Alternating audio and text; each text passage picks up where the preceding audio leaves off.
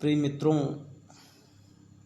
जैसा कि आप और मैं सभी जानते हैं कि किस प्रकार से कोरोना काल का कहर बरपा हुआ है। कई लोगों ने अपने बहुत करीबी लोगों को खो दिया इस कोरोना काल में। और जो मुख्य कारण इसका सामने निकल कर आ रहा है हर बार कहीं ना कहीं, वो ऑक्सीजन की कमी।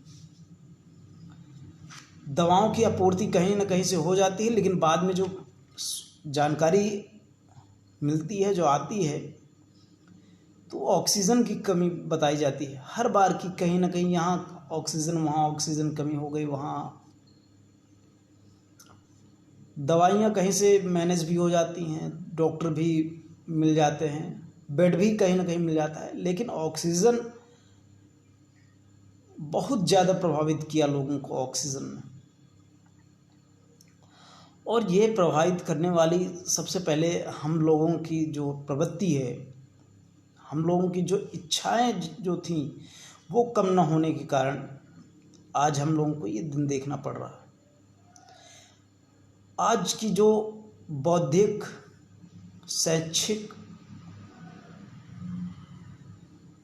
परिपक्वता से भरे हुए लोग जो विकास की ओर देख रहे हैं, वो उनका मुख्य विकास है बड़ी बड़ी बिल्डिंगें, चमचमाती रोडें, ढालनुमा नालियाँ और बड़ी बड़ी फैक्ट्रियाँ खोलने के ख्वाब देखना।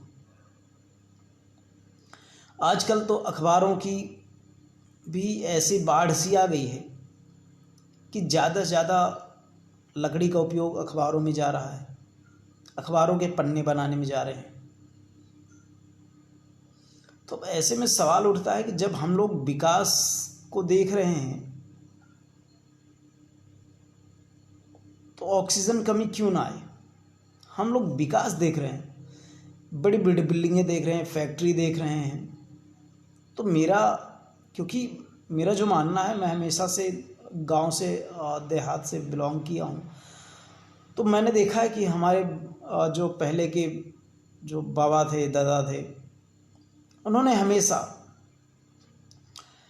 विकास को देखा है, विकास की राह देखा है और विकास को मान के चले। लेकिन उनका जो मुख्य विकास की धारा थी, जो विकास जो करने की जो क्षमता, वो थी, मानसिकता थी, वो कहीं ना कहीं अपने चारों तरफ पर्यावरण को हरे भरे पेड़ पौधों से पर्यावरण को अपने बनाए रखने, मेंटेन करे रखने का विकास उनका जो सपना था, वो था।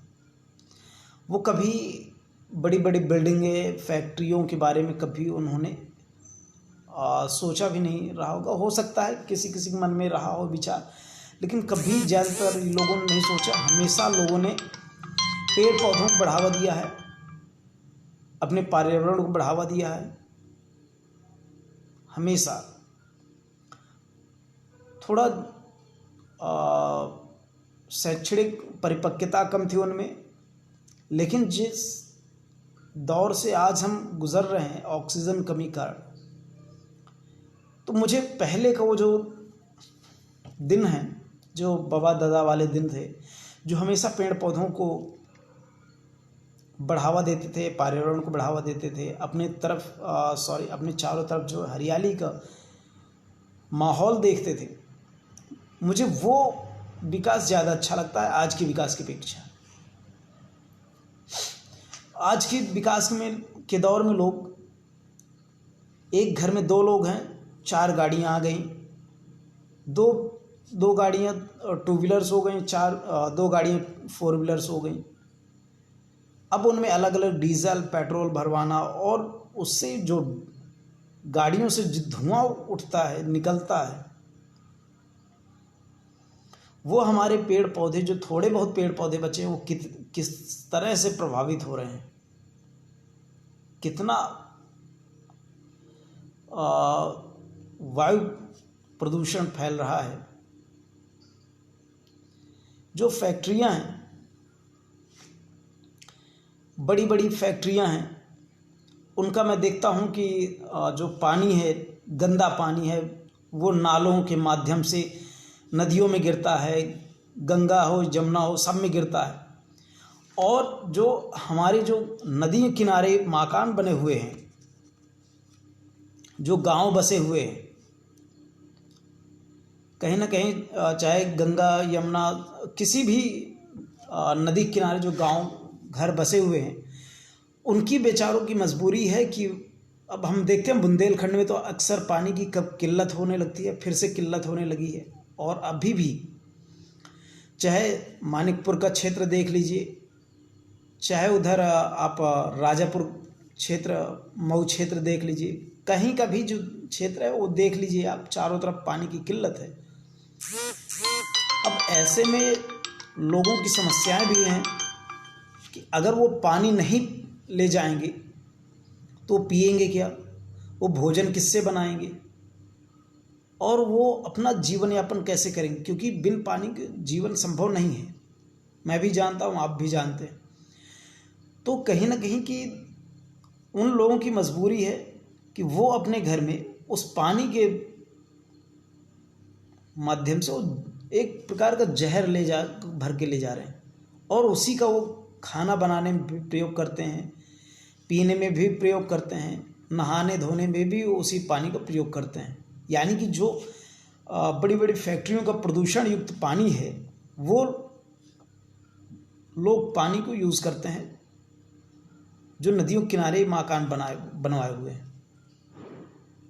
लेकिन जब मैं देखता हमने देखा कि जब 1 महीने या 1.5 महीने का लॉकडाउन हो जाता है,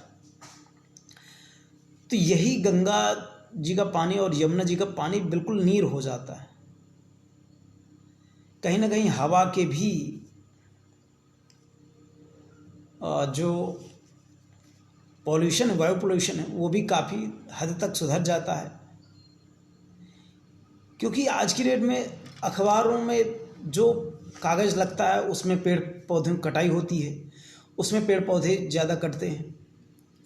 फैक्ट्रियों में भी किसी न किसी चीज़ को करते, आज की जो हमारी पॉपुलैरिटी वो भी बढ़ रही है, पेड़ पौधे वो भी काट रहे हैं, घर बनवा रहे हैं।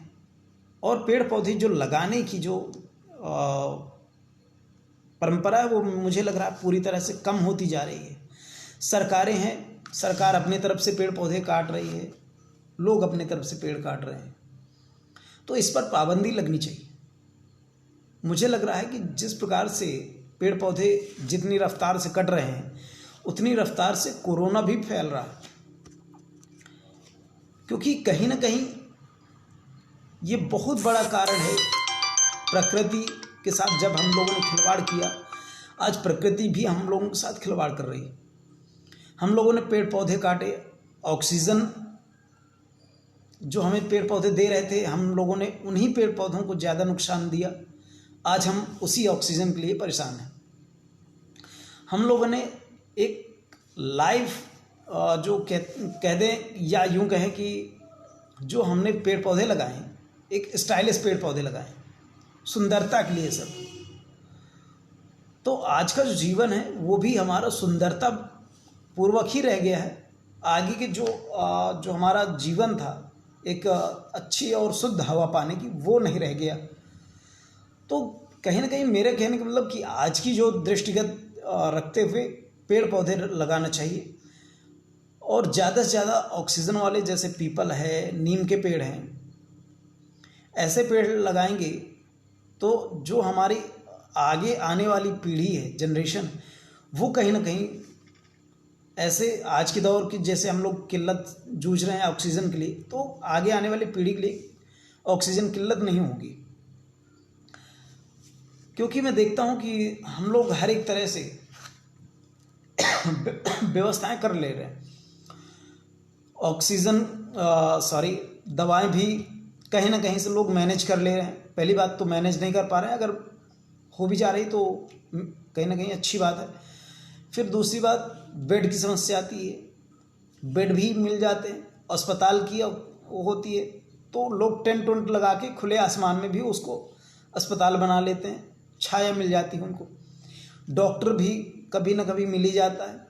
लेकिन ऑक्सीजन की जो प्रॉब्लम है, मुख्य प्रॉब्लम ऑक्सीजन है हमारी, जो ज़्यादा अपनी जान जोखिम में डाल रहे हैं। क्योंकि मैं बहुत सारे लोगों ने अपने अपनों को खोया है तो ऑक्सीजन कमी कारण, क्योंकि वो 24 घंटे कहीं भी रहेगा तो ऑक्सीजन का सिलेंडर लटकाए लटकाए जाएगा नहीं। उदाहरण के लिए अगर वो बाहर बैठा है तो बाहर से वो अंदर जाएगा, तो ऑक्सीजन का जो सिलेंडर होता है वो लटकाए लटकाए थोड़ी नहीं जाएगा, ना कंटेनर लेके जाएगा। और जो ये लटका के नहीं ले जा पा रहे हैं उनको ऑक्सीजन नहीं मिल पा रही है, इसी कारण से वो ज़्यादा अपनी जान गंवा रहे हैं। लेकिन जब ये पेड़ पौधे लग जाएंगे, पीपल के हैं, नीम के हैं, बरगद के हैं, जब ज़्यादा पेड़ पौधे लग जाएंगे तो ऐसे में लोगों को ये जो सिलेंडर लटका के चलने वाली परंपरा है, जो गाड़ियों में आज हम लोग लटका के जाते हैं, हॉस्पिटल तक जाना होता है तब भी ऑक्सीजन का सिलेंडर लेके जाना होता है, कंटेनर लेके जाना होता है, तो ये नहीं करना पड़ेगा।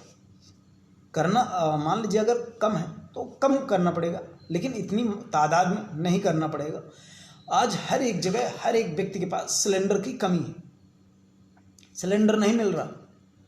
मैं ऐसे ही मैं देख रहा था, अखबार देख रहा था, मुझे दिखाई दिया कि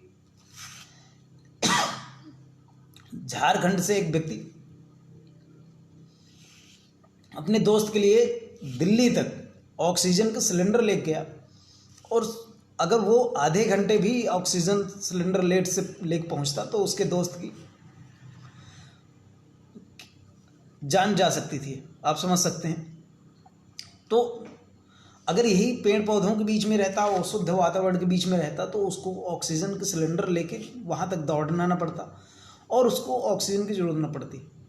हमारी जो सरकारें हैं वो भी अभी कानों में तेल डाले बैठी हुई हैं, क्योंकि जो हमारे चाहे राज्य सरकार हो चाहे केंद्र सरकार हो, सभी जो है कहीं ना कहीं कानों में तेल डाले बैठी हुई हैं, और इनको किसी भी तरह का पर्यावरण की आजकल मुझे लग रहा है फिक्र नहीं है।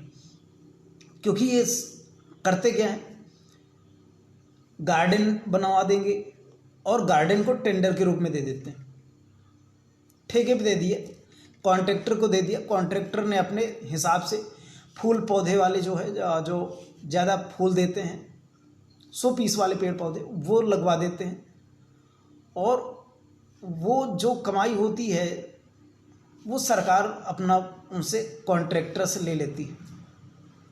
सरकार को इससे कोई मतलब नहीं कि ऑक्सीजन वाले पेड़ लगे हैं कि नहीं लगे हैं। मैंने भी अभी पिछले एक दो वर्ष पहले मैंने 1-2 पेड़ लगाए थे, पीपल के लगाया था, नीम लगाया था।